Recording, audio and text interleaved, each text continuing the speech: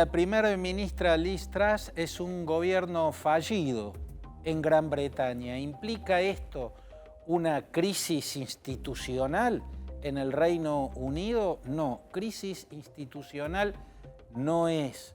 El hecho de que un primer ministro, en este caso una primera ministra, haya renunciado a tan poco tiempo de haber asumido el cargo no implica una crisis institucional, porque el parlamentarismo es una institucionalidad que convierte a este tipo de hechos en un mecanismo. Lo que claramente está ocurriendo es una crisis política. Y hay una crisis política por el hecho de que se trata de algo inédito en la historia británica. Los gobiernos más cortos que había tenido el Reino Unido fue el de Anthony Eden, que había asumido el cargo tras la caída de Winston Churchill, ¿no? O el final de los mandatos de Winston Churchill. Y Anthony Eden, también del Partido Conservador, gobernó entre el 55 y el 57, solo 2 años. Le ganó a ese récord de brevedad en el 10 de Downing Street Douglas Home, que también era del Partido Conservador y que gobernó apenas 1 año, desde octubre de 1963 hasta octubre de 1964. Pero ahora bate todos los récords, incluso lo que los británicos podían imaginar, la conservadora Liz Truss, que había asumido hace solo 45 días.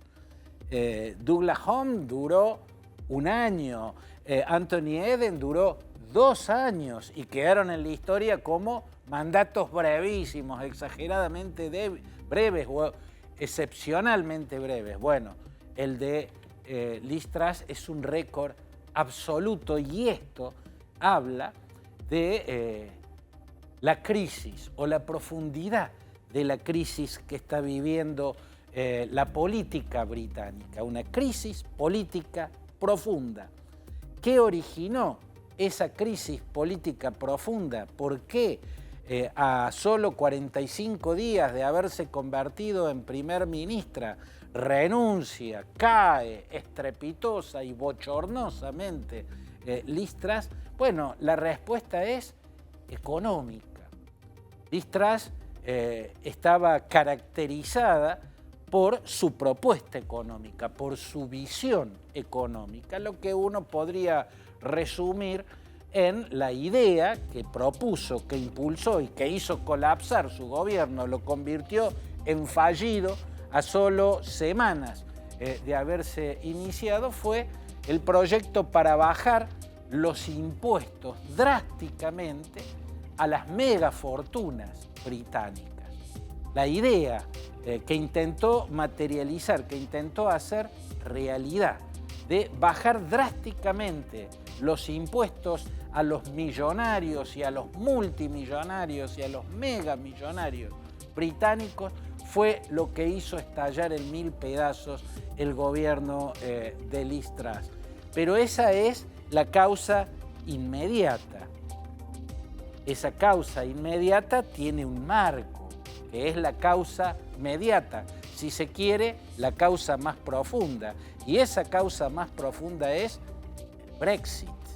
Por eso, desde mi punto de vista, es muy importante subrayar que no se trata del fracaso de Liz Truss, no se trata del fracaso de una dirigente conservadora que tuvo un proyecto económico de carácter ultraliberal y que ese proyecto económico generó un cortocircuito ni bien había comenzado el gobierno a funcionar.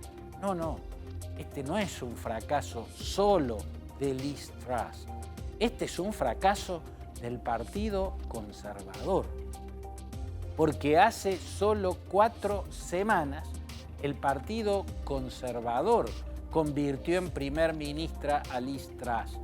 Y no es que Liz Truss tuvo la ocurrencia de bajar drásticamente los impuestos a los más ricos del Reino Unido una vez que entró al 10 de Downing Street.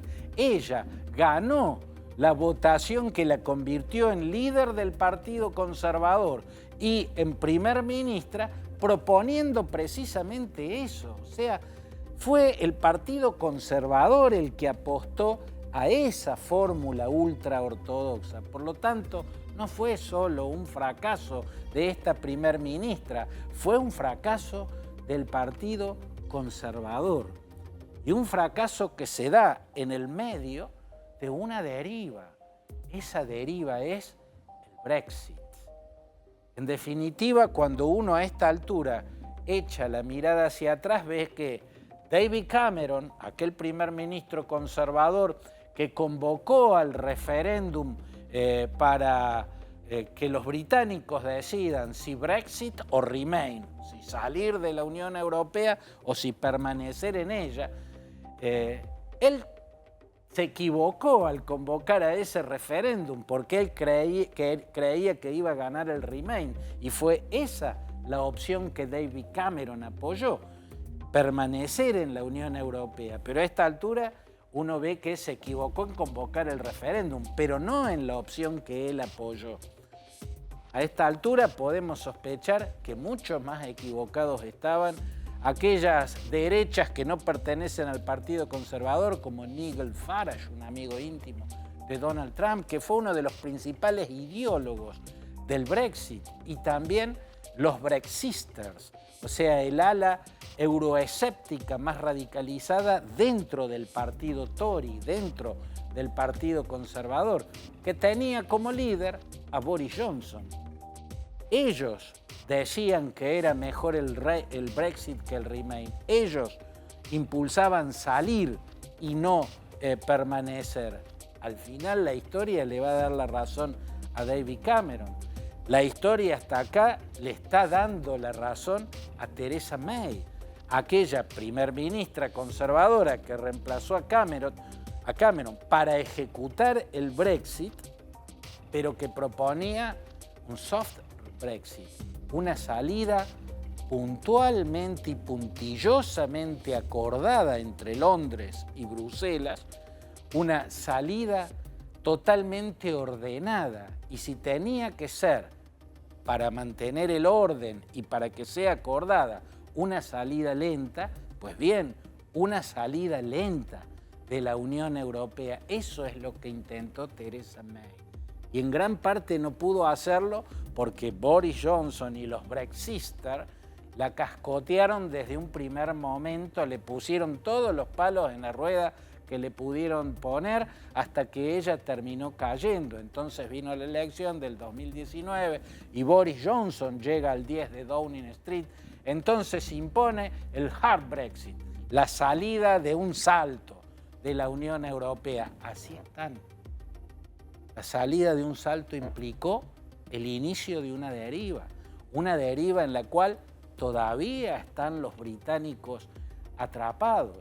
Por cierto, la pandemia aportó lo suyo a la crisis económica que el mundo entero vive, la guerra en Ucrania aportó lo suyo, la crisis energética aportó lo suyo, todos los países de Europa están viviendo apremios económicos muy fuertes, pero ninguno tiene el nivel de crisis que tienen los británicos.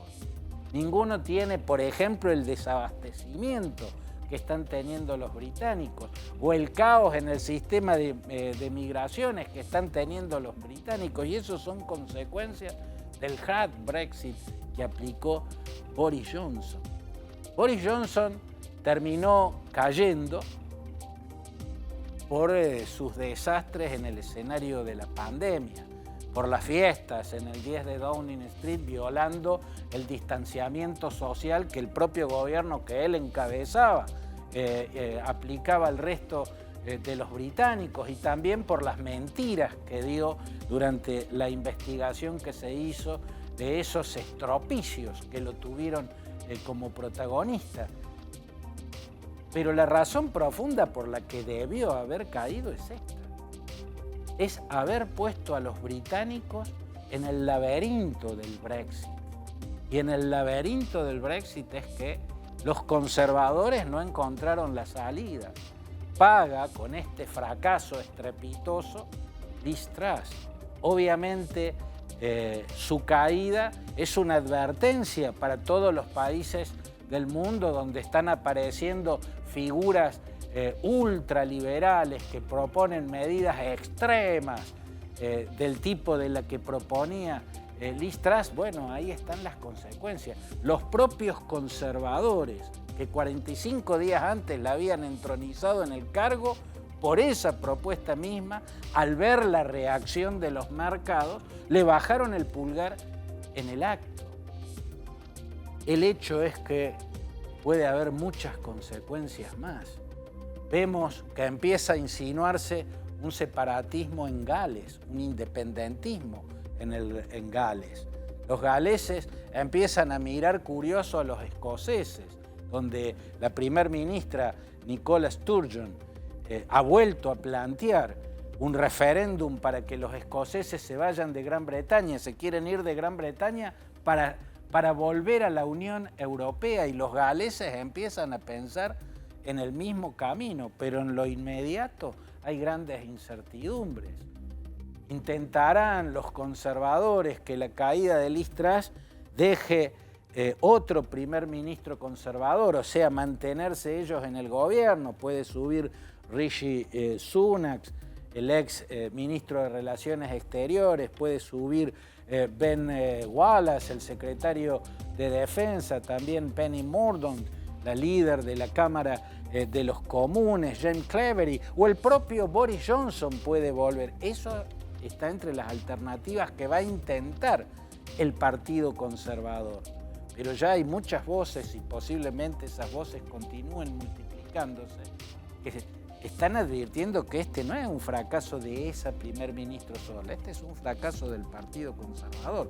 Por lo tanto, lo que tiene que producirse es un adelanto de las elecciones generales para que haya otro gobierno en Gran Bretaña. Todo está por verse. Lo que está claro es que Gran Bretaña, si bien no vive una crisis institucional, porque la institucionalidad del parlamentarismo implica este tipo de alternativas, claramente está viviendo una crisis política, por lo excepcional del hecho, por lo extraño del hecho. Nunca un gobierno había sido tan, pero tan efímero. Y siempre hay una explicación. Un gobierno de los más extraños que tuvo la historia británica fue el que encabezaron Winston Churchill del Partido Conservador y Clement Attlee del Partido Laborista. Hay un marco que lo explica, hay un marco que hace entender esa excepcionalidad, la Segunda Guerra Mundial, nada menos. Ahora ocurrió el gobierno más breve de la historia, el gobierno más fallido, el fracaso más estrepitoso. ¿Qué lo explica? Posiblemente el Brexit. Pero el gobierno sigue estando en manos de brexistas. Todo está por verse en los próximos días, a lo sumo, en semanas.